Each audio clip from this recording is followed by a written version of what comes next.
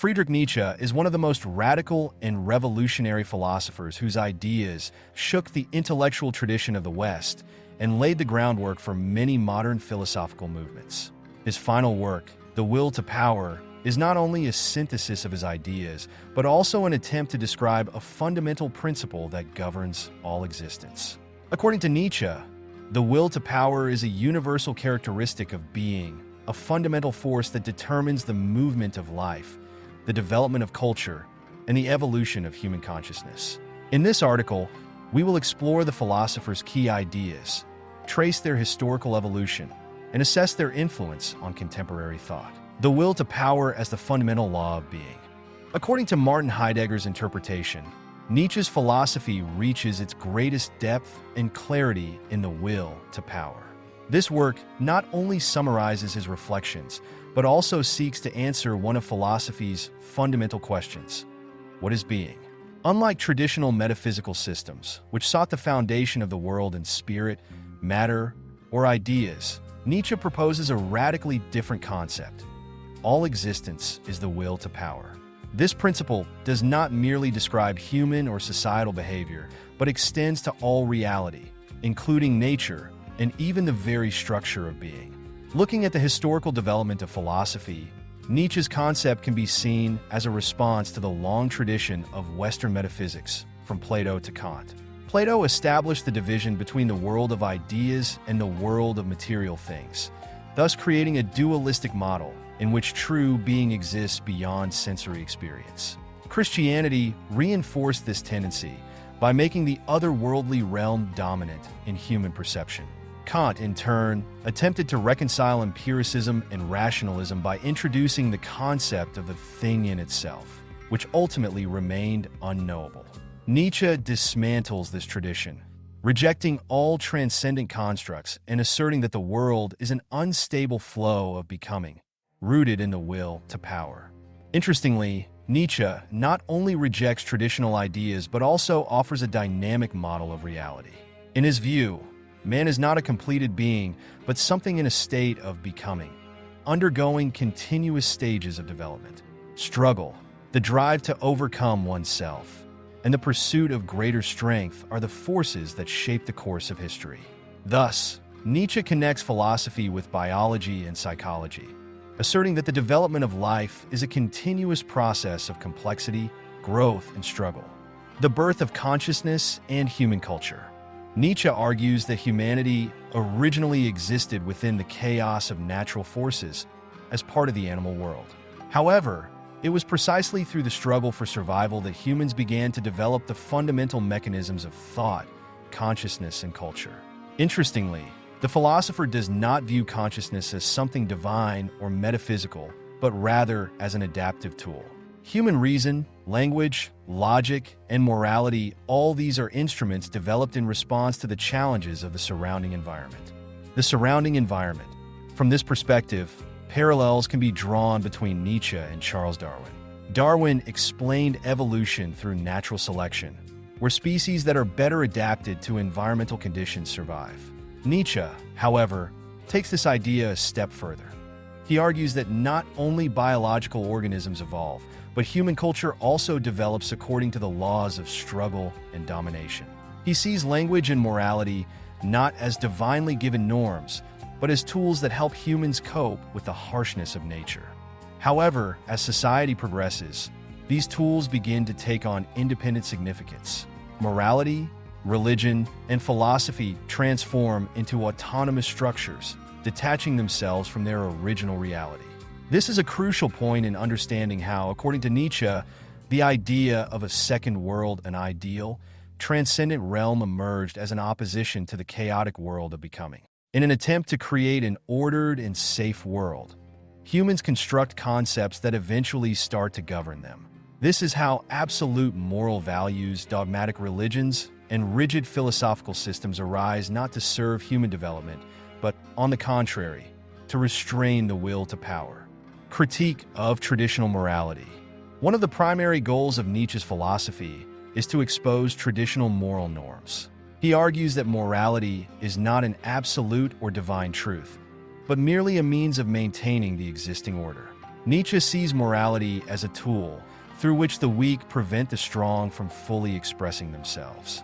This perspective has sparked much debate and controversy, yet it follows a certain logic. If we examine the historical development of morality, we can see that many values were formed in response to fear and the need for survival.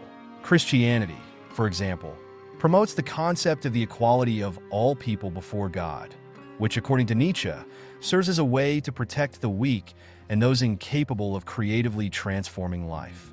Thus, morality does not function as a path to self-improvement, but rather as an instrument of control and limitation. However, this raises an important question. Is morality solely a restrictive force, or does it also serve a positive function? Perhaps the answer lies in balancing the need for order with the desire for transformation. If moral norms are completely eradicated, society may descend into chaos and violence. On the other hand, if morality becomes dogmatic and unquestionable, it leads to stagnation and the suppression of creative potential. In this way, Nietzsche presents us with a crucial dilemma. Should morality be entirely rejected, or should we seek a new, more flexible system of values? Conclusion of the first part. In the first part, we examine Nietzsche's fundamental ideas on the will to power, the origins of consciousness, and the critique of traditional morality. His philosophy offers a radical rethinking of all conventional notions about the world and humanity. He rejects the dualism of Plato and Kant, dismisses traditional religion and morality, and proposes viewing the world as a process of constant becoming. However, his concepts raise many questions. Can humanity exist without morality? How can the creative drive for power be reconciled with the necessity of social order? And have traditional values truly outlived their usefulness? We will attempt to answer these questions in the second part of this article, where we will explore the role of art as a way out of the moral labyrinth and the possibility of creating new values for the future society. Nietzsche's philosophy, a deeper analysis. Continuing our analysis of Friedrich Nietzsche's philosophy, the second part will delve deeper into his ideas regarding the nature of morality and religion, as well as their influence on human existence and cultural development. Nietzsche asserts that religious and metaphysical conceptions of the world are nothing more than the result of humanity's need for meaning and order.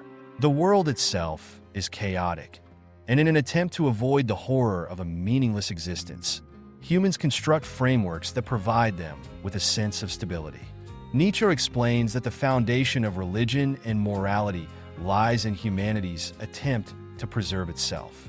These concepts helped early human societies survive, but over time, they became a limiting factor, obstructing further progress. Faith in an afterlife, according to Nietzsche, serves as a mechanism for maintaining the status quo, but simultaneously restricts humanity's ability to evolve further. He emphasizes that morality creates artificial boundaries, imposing constraints that contradict human nature and the drive for power. Nietzsche specifically critiques Christian morality, which, in his view, reinforces weakness and mediocrity. Christianity, he argues, promotes compassion and humility, thereby creating a system in which the weak gain disproportionate influence. This, in turn, suppresses strong and creative individuals, whose true purpose is to transform the world and push it forward. One of the most crucial aspects of Nietzsche's philosophy is his concept of the revaluation of values. He believes that humanity must abandon outdated moral ideals and create new ones that foster growth and transcend the limitations imposed by religion and traditional ethics. In this context, he introduces the idea of the Übermensch, Overman or Superman, an individual who has overcome social and moral constraints, taking full responsibility for their own fate and the fate of the world. The second part of this analysis focuses on these key aspects of Nietzsche's philosophy, exposing the illusory nature of morality and religion, the necessity of revaluing values, and the concept of the Übermensch as a new type of human capable of creatively transforming the world.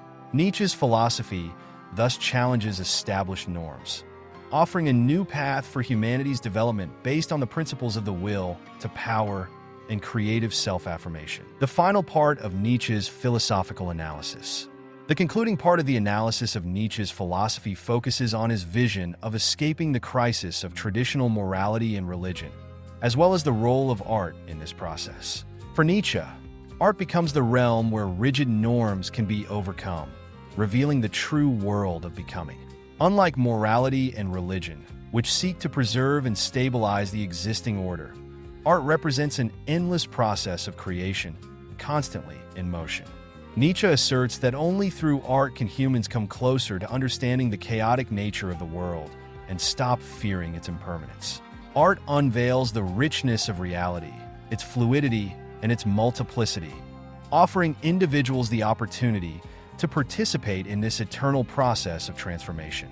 It is through art that Nietzsche's main philosophical goal is realize the affirmation of life, the recognition of its dynamism, and the rejection of illusions created by religion and morality.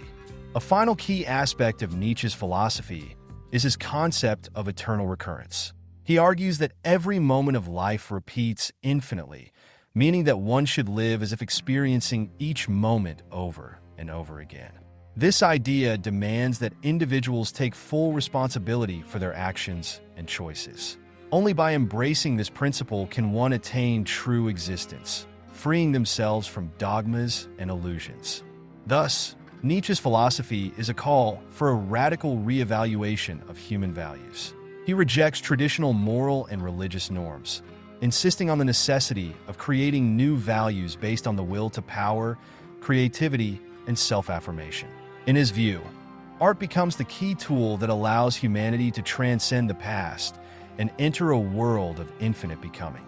In this sense, Nietzsche offers a philosophy oriented toward the future, one that envisions a person capable of shaping their destiny without fear of chaos and uncertainty.